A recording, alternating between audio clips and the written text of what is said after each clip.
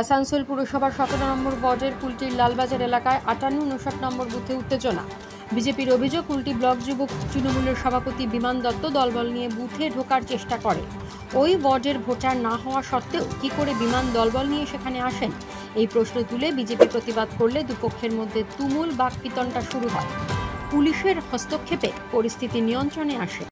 কি ঘটনা ঘটেছে?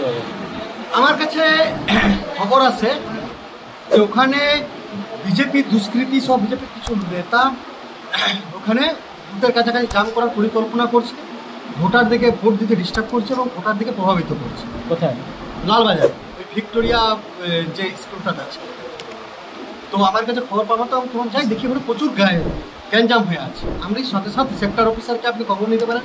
আমি সেক্টর অফিসারকেও বলেছি, ওই দায়িত্বে যে আছে সেন্টারের, সে অফিসারকেও আমি বলেছি ফোন করে যে ইমিডিয়েটলি এটা হাঁটান।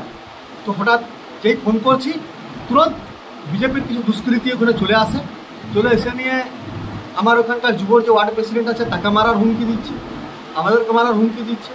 তো জাস্ট এইরকম একটা ঘটনা ঘটেছে। আপনি এই নিয়ে থানাতে অভিযোগ করেন? এখনো অভিযোগ করিনি, অভিযোগ করে দেবো।